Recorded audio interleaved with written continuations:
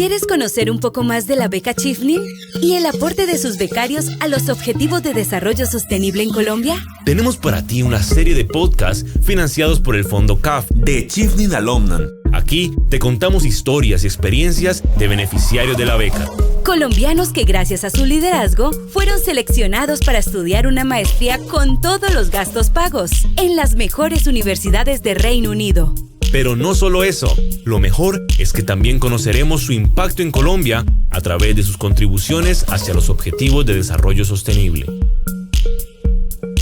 Bienvenidos a este podcast sobre becarios Chifnin y su aporte a los Objetivos del Desarrollo Sostenible en Colombia. Si esta es la primera vez que estás escuchando este podcast, te invito a que escuches todos los 20 podcasts que hemos desarrollado con el propósito de visualizar las historias de colombianos que a través de su trayectoria de liderazgo están construyendo un país desde diferentes territorios en Colombia.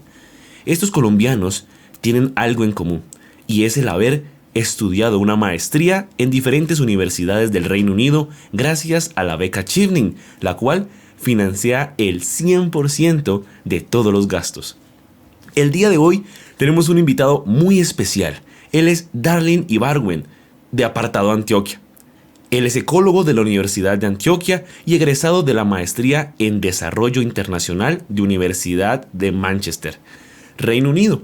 Tiene más de 9 años de experiencia en el ámbito público y privado. A lo largo de su trayectoria laboral, ha estado involucrado y liderando procesos como la gestión de implementación de políticas públicas en el sector educativo, así como la planificación e implementación también de proyectos sociales de organización no gubernamental.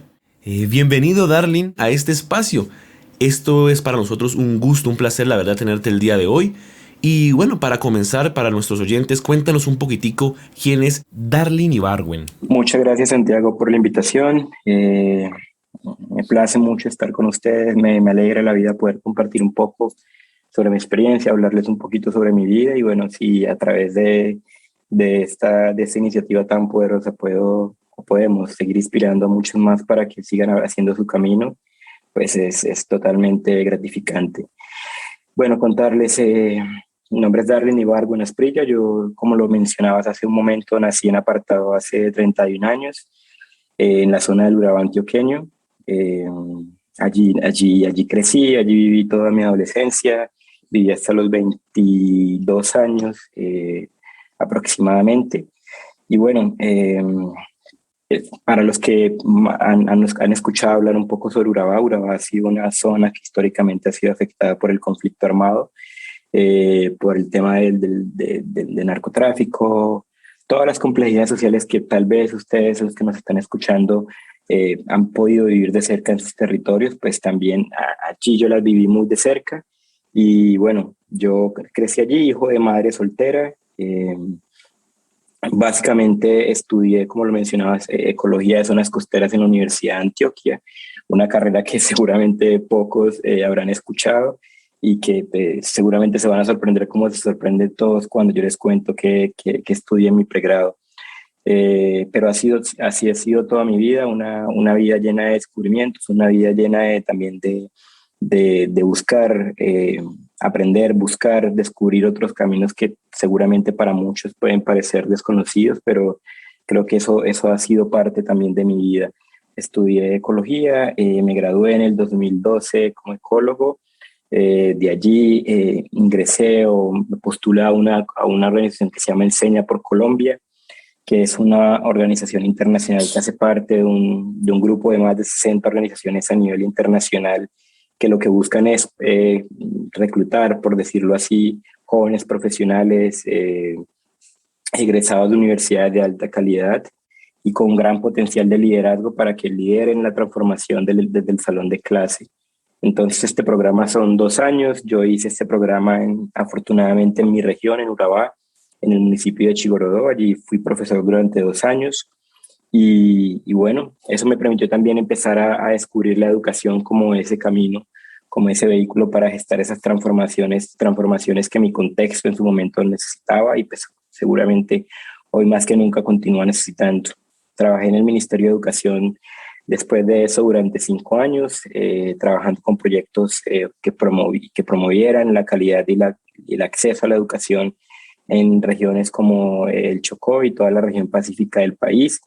Y bueno, paralelo también durante esos años logré conformar con un grupo de amigos una fundación que se llama Fundación Salud de la Escuela, buscando hacer un poco ese trabajo, buscando mover ese trabajo un poco mucho más de la vocación de llegar a los territorios de los cuales yo vengo, para llevar salud y educación a estos niños y jóvenes en contextos vulnerables. Y bueno, de ahí me gané la beca, después de un arduo trabajo. No fue un camino fácil, porque yo siempre le digo a las personas con las que hablo, yo hace 1 año y medio básicamente no hablaba nada de inglés, y fue un camino difícil para poder lograr ganar las competencias básicas en inglés y poderme ganar la beca. Así a resumidas cuentas, un poco esa es mi historia, y bueno, es un poco también lo que me motiva en el día a día para seguir trabajando. Y escucharte nos hace entender la importancia, Darling, de la educación y cómo a través de ella podemos cambiar nuestra realidad, la realidad de nuestros territorios, de Colombia, ¿verdad? Darling, actualmente contribuyes a un objetivo de desarrollo sostenible muy importante, ¿verdad? Que es el objetivo número 4, educación de calidad. Cuéntanos un poco más sobre tu trabajo en esta área. Pues yo, como les contaba hace un poco, cuando descubrí la educación desde el lado de convertirme como profesor, también al vivir en un contexto tan complejo como fue la región del Urabá, una zona donde las oportunidades son pocas, donde las oportunidades por la vía legal son pocas, pero las oportunidades por el lado ilegal abundan. Básicamente mi mamá siempre me inculcó la posibilidad siempre me decía, la herencia que yo te puedo dejar es la educación, así que todo lo que yo pueda hacer cada día para poderte dar educación y que puedas aprender, y que puedas también ver la educación como esa herramienta que te va a permitir liberar y que te va a permitir luchar y trabajar por lo que tú quieres en el futuro. Entonces yo lo tuve muy claro desde niño, y afortunadamente mi mamá también tenía muy claro que la educación era el camino, y en medio de las dificultades y limitaciones en las que crecí, también tuve muy claro que si quería alcanzar algo, la educación era el camino. Y un poco convertirme como profesor fue ese llamado a hacer esa herramienta para que más niños y jóvenes de las que habían vivido o estaban viviendo realidades similares a las mías, o incluso más complejas, pudiesen acceder a una mejor educación, a una educación que les permitiera a ellos retarse, que les permitiera descubrir sus habilidades, sus capacidades, y sobre todo ponerlas en uso en su contexto, y que vieran que a través de ese camino sí podían acceder a mejores oportunidades de las que les ofrecía el lado ilegal que abunda.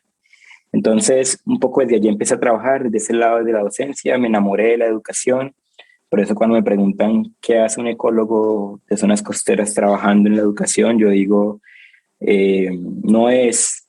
veces no es necesariamente, no es lo que estudias, sino el llamado y la vocación, y todas esas herramientas, y esa vocación que tú vas descubriendo en el camino, y cómo todo lo que vas aprendiendo lo pones al servicio de construir un mejor presente, y pues de trabajar conjuntamente para crear nuevas oportunidades. Desde allí empecé como con esa idea también, haciendo muchas actividades extracurriculares con mis estudiantes en el aula de clase, entendiendo que el aula de clase era mi territorio para poder crear ese ambiente, y que mis estudiantes entendieran que la educación era el camino.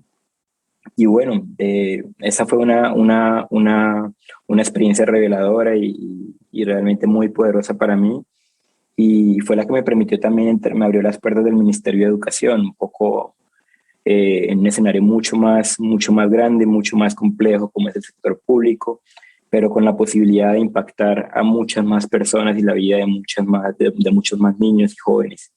Entonces, siempre estando allí, siempre supe que mi origen, como mi origen humilde, por decirlo así, no era una desventaja frente al que había tenido la posibilidad de estudiar, por ejemplo, en una universidad de alta calidad o estudiar por fuera en el extranjero.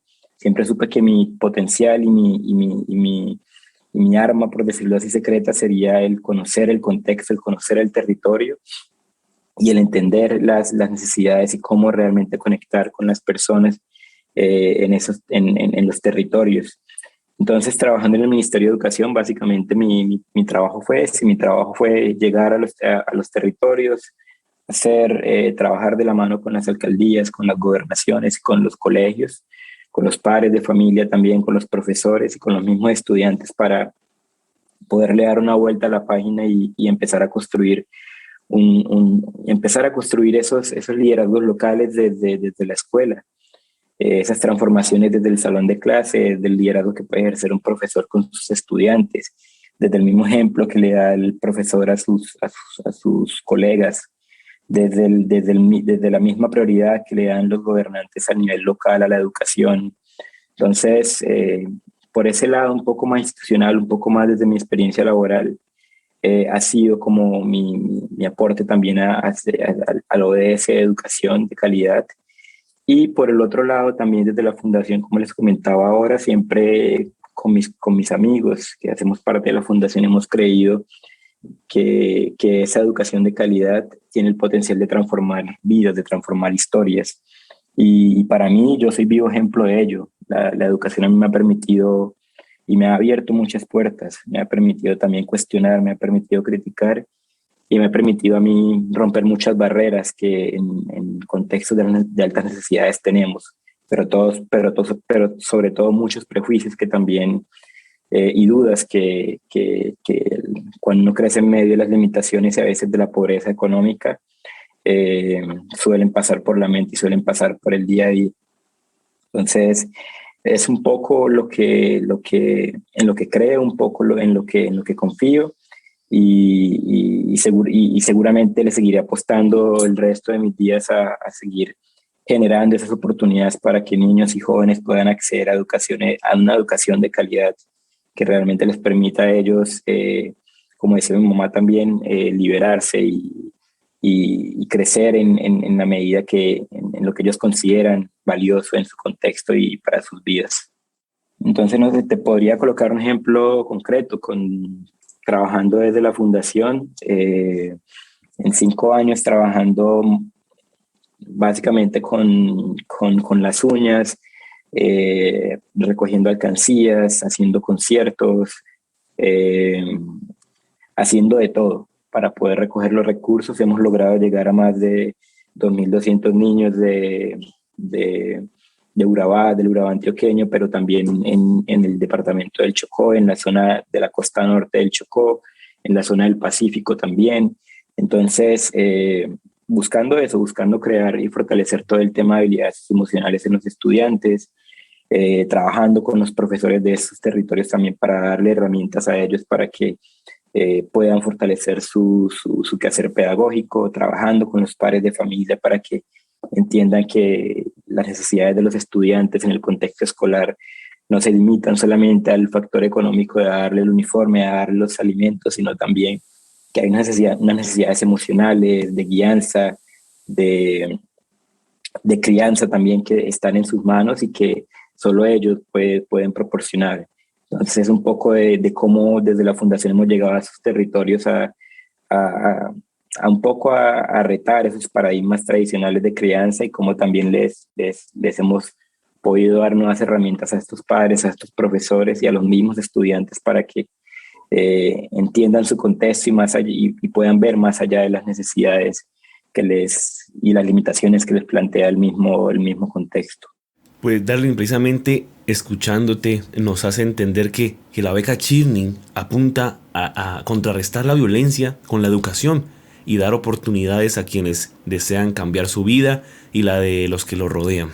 También sabemos, Darling, que estudiaste una maestría en Desarrollo Internacional en la Universidad de Manchester del Reino Unido. Todo esto financiado por la beca Chevening del gobierno del Reino Unido.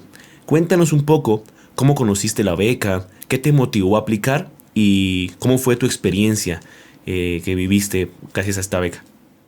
Bueno, La beca, la primera vez que escuché esta beca fue en el 2014, cuando era profesor en Chigorodó. Una de las compañeras que conocí allí, que pues, había viajado de Bogotá a enseñar en Chigorodó, me comentó que había esta beca. Me dijo: tú tienes todo el perfil para ganártela, mírala, mira los términos, solo necesitas tener conocimientos básicos de inglés. Pero como les decía al inicio, yo en su momento yo era totalmente apático al inglés.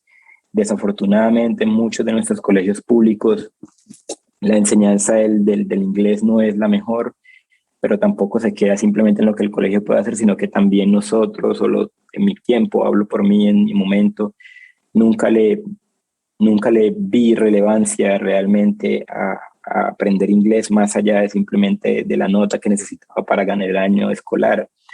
Entonces, la educación precisamente no creo ese escenario para darle relevancia a aprender inglés desde niño, desde joven. Y en ese momento el inglés tocaba mi puerta por primera vez a nivel formal.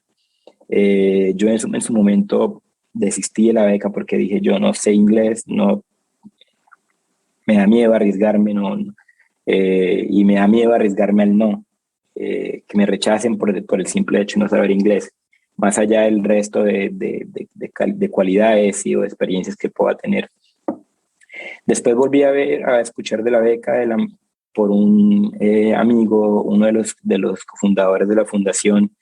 En el 2018 me dice: Darling, ahí está beca. Y volvió otra vez la beca Chevening a tocar la puerta. Me dijo: hágale, que usted tiene todo para ganárselo, pues el inglés, estoy seguro que usted lo puede sacar. Y fue allí que junto con mi novia también aplicamos a la beca en su momento, en 2018. Yo con conocimientos muy básicos de inglés, sin saber qué era el IELTS en ese momento. Nunca lo había escuchado, nunca lo había presentado. Y bueno, tomé la decisión de arriesgarme, tomé la decisión de lanzarme y de decir: estoy en un momento en mi vida en el que estoy buscando hacer mi maestría, y qué mejor ocasión, qué mejor oportunidad que poderla hacer en el extranjero, en una universidad top y en un país que puede sonar muy lejano, pero que también ofrece un muy referente para venir a estudiar, y para un referente de calidad de vida, pero también para estudiar. Entonces, tomé la decisión de arriesgarme desde allí. Empecé clases particulares, empecé a prepararme, empecé a escribir los ensayos, busqué un profesor particular también para intentar como avanzar. En ese primer año que me postulé logré quedar en la reserva. Pasé por todos los filtros que tiene la beca, hice la entrevista, mi primera entrevista hablando en inglés, 1 hora, que para mí, yo salí de la entrevista y dije: si paso de esta ronda o no paso, ya quedo tranquilo porque en poco tiempo es mucho lo que he logrado. Y bueno, ese primer año, como les decía, quedé en reserva. Fue un golpe fuerte, pero también en mi interior sabía que no estaba preparado para la exigencia que me requería el estudiar una carrera totalmente en inglés.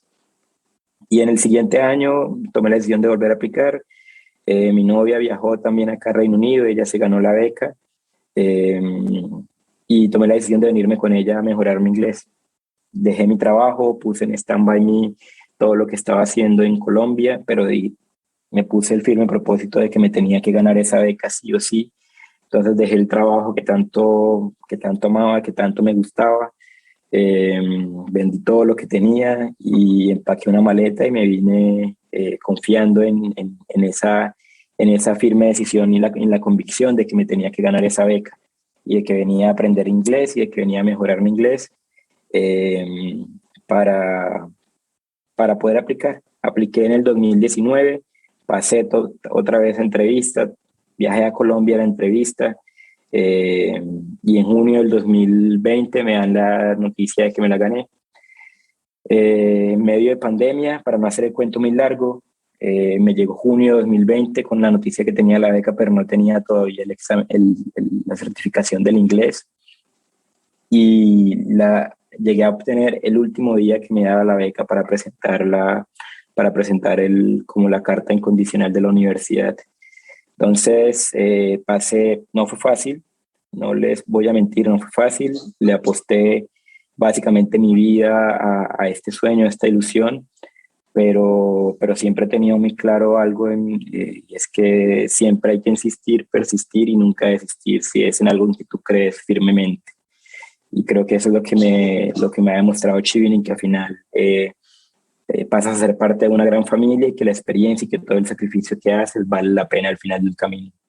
La verdad, escucharte, y sé que para los oyentes también es un privilegio y nos reta para que cada día soñemos y creamos de que sí se puede hacer algo mejor, que sí podemos lograr estos objetivos tan importantes. Darling, sabemos de que vienes de un territorio bastante golpeado por la violencia. También sabemos que estudiaste en la Universidad Pública de Antioquia y que tu vida pues ha dejado un referente para todos los jóvenes que quizás puedan escucharte. Y de esa manera queríamos pedirte un pequeño consejo. ¿Qué le dirías a esos jóvenes o esas personas que están actualmente en estos territorios y que creen que no son capaces de salir, que creen que ese es su destino, que tienen que vivir de esa manera? ¿Qué les dirías? Bueno, primero que todo decirles, no es fácil. Desafortunadamente, el crecer o el nacer en esos territorios nos hace la vida mucho más compleja para muchos, pero siempre me ha gustado ver la vida de la otra óptica. Y la otra óptica es el crecer en este territorio, el crecer en estas condiciones, me ha vuelto doblemente fuerte, doblemente resiliente, y me ha dado la posibilidad de entender que por muy complejo que sea el camino, siempre al final, si persiste, te apoyas en tus seres queridos, en tus conocidos, en tus amigos, y crees firmemente en eso que deseas hacer, seguramente siempre vas a encontrar o vas a construir el camino para poderlo hacer. Siempre me acuerdo mucho que le decía a mis estudiantes, siempre va a ser mucho más fácil pararse cada mañana y quedarse en las excusas del por qué no puedes hacer las cosas, pero va a ser mucho más complejo y va a ser mucho más retador pararse y enfrentarte a todas las dificultades y hacerlo. Seguramente para unos más que otros. Hay jóvenes hoy que tal vez nos están escuchando y que están viviendo en zonas donde el conflicto se ha recrudecido, está más complejo que nunca, en zonas donde tienen que elegir si estudiar o si estudian no tienen para comer porque pues hay que trabajar. Hay decisiones complejas a veces en la vida, pero mi consejo es intentemos buscar alternativas, intentemos buscar soluciones, intenten buscar la posibilidad de luchar por esos sueños. Y no pierden la esperanza. Yo digo que siempre que me detengo como a mirar mi vida hacia atrás, digo, ¿quién hubiese apostado que un joven que nació en apartado, que nació y creció en uno de los barrios más humildes del municipio, estaría sentado en una reunión con ministra, estaría sentado en una reunión con el presidente, estaría trabajando con alcalde, el gobernador, estaría estudiando una de las mejores universidades del mundo? Nadie, ni yo mismo lo daba por sentado, ni yo mismo creía en que eso podría ser posible. Pero cuando trabajas disciplinado, cuando entiendes que cada cosa que estás haciendo no solo es por tu bienestar, sino por el bienestar de las personas que están a tu alrededor y por intentar hacer algo mejor, por construir país, por mejorar las condiciones de vida para las personas que te rodean, al final del camino vas a encontrar grandes recompensas. Entonces, mi mayor consejo sería: insistan, persistan y nunca desistan, nunca se rindan. Así como el primer año aplicando una beca, porque era la primera beca de la que yo aplicaba en el 2018. La primera vez que yo aplicaba, yo decía, yo no me puedo ganar esto, porque yo no, las personas que se ganan esto son personas que han hecho cosas muy grandes. Y esta beca también me ha enseñado que hay que darle valor a las cosas que tú haces cada día, a esa posibilidad de aprender, a esa posibilidad de construir, que tal vez hacemos cosas rutinariamente y no nos damos cuenta que estamos impactando las vidas de las personas que nos rodean o estamos impactando nuestra propia vida. Entonces, denle también, mi segundo consejo sería, denle ese valor, denle el valor a las cosas que ustedes hacen, a las cosas que logran hacer. En medio de lo, siendo poco o mucho, también hay que darle el valor a cada iniciativa, a cada acción que ustedes logran hacer y que logre impactar la vida de alguien. Eso tiene valor y el valor se lo damos nosotros. Entonces, y mi último consejo sería, arriésguense. El inglés, para muchos de los que venimos de los territorios, puede parecer muy complejo y muy difícil, pero simplemente piensen, si otros lo han podido hacer, porque ustedes no pueden. Entonces, arriésguense, es una muy buena oportunidad, vale totalmente la pena. Y busquen los medios. Afortunadamente ahora los medios tecnológicos nos dan la posibilidad de tener básicamente todo el conocimiento en nuestra palma de la mano con una conexión a internet.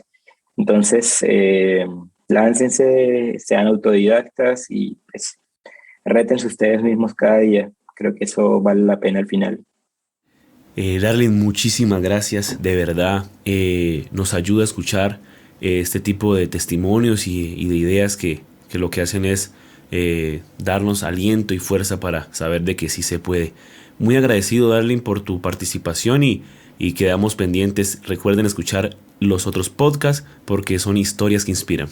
Muchas gracias, Santiago, por la invitación y sí, ojalá esto pueda llegar a muchos jóvenes que están en los territorios y que pueda así servir también de inspiración y también de motivación para que se lancen y que empiecen a luchar por sus sueños y a construir ese presente y ese futuro que los está esperando a la vuelta de la esquina también. Un abrazo muy grande a todos ustedes y Santiago, muchas gracias nuevamente.